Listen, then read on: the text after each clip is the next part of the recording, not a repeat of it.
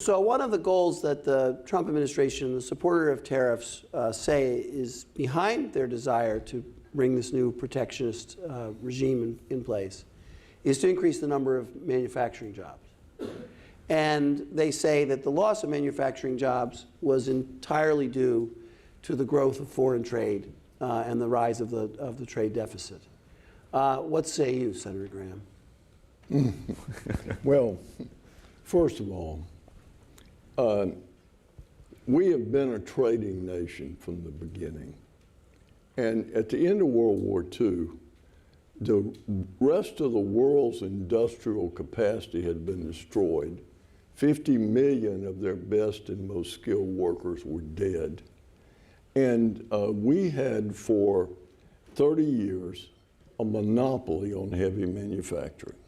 So the thing that built this golden age of American manufacturing that the president has this deep love for was an extraordinary circumstance, World War II. And the age that he longs to return to was created by international trade. We dominated the world in the production of industrial products for 30 years, but the world recovered. Now, the myth is that that recovery in trade has hollowed out American manufacturing. Well, first of all, we produce more manufactured products today in value than we have ever produced. What has happened... Okay, so I want you to reemphasize that. We produce more manufacturing products in value, so we produce more valuable manufacturing products in the United States than ever before. So the manufacturing is not hollowed out. What has happened is that we were, the employment manufacturing peaked during the war, and then in peace, I think in 1953 peaked.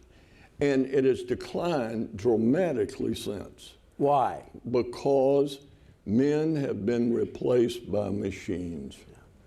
And it's happened all over the world, in every developed country, and in many of those countries at a faster rate than here. So what is happening is we're having a secular decline in the number of people in manufacturing as a percentage of the labor force, just as we had a secular decline in the number of people in agriculture. Same thing. Same thing. In agriculture, we started the 20th century with about 40% of the people in agriculture. We ended it with 2%. And when I was in Congress, just for the hell of it, I offered an amendment that said there could be no more employees at the Department of Agriculture than we had production farmers in the country.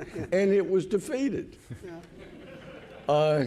So that we are in a period where industrial employment is declining. And the final point which begs to be made is the president wants to bring back jobs nobody wants.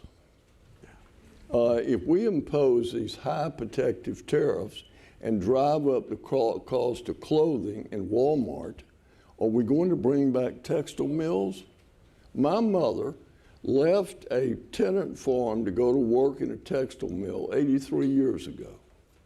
And she worked in the mill for 3 years, and then she went to work as a nurse's aide in the hospital and spent 20 years to eliminate 2 jobs in the mill, my job and my brother's job, by prodding us through school. So nobody wants these jobs. We've got now, when you asked NFIB about employers, how are you doing hiring people to work in industrial jobs? We've got 49% who say they can't hire people. So it's nostalgia, this idea that only manufacturing is real prosperity when wages and services are higher than in manufacturing and growing faster. So Don, I want you to address that. So these people went to other things, other kinds of employment. Tell us about that. How has the American economy evolved? We make more things in manufacturing at higher value with fewer workers. The workers had to go somewhere to get a livelihood. Where did they go? the service sector. But the service sector, that term hides a lot, right? I mean, people think, when they hear the term service sector, they think, oh, people flipping hamburgers at McDonald's and Burger King. But in fact, the service sector includes all those jobs that parents historically want their children to grow up to be. Doctors, lawyers, architects, web designers. Had we not had the innovation that saved workers from the mills in the past 100 years, 50 years, the only web designers today would have 8 legs. They would be spiders, right? And so as the productivity of manufacturing workers goes up, you need fewer people working on factory floors. That allows us to get more manufacturing output than we've ever had before, and it allows those workers to go off and do other things, more highly valued things, and that increases the size of the economic pie, and so we're all wealthier. Real wages, by the way, have, as Michael Strain documents so well, real wages have gone up in the past 35 years.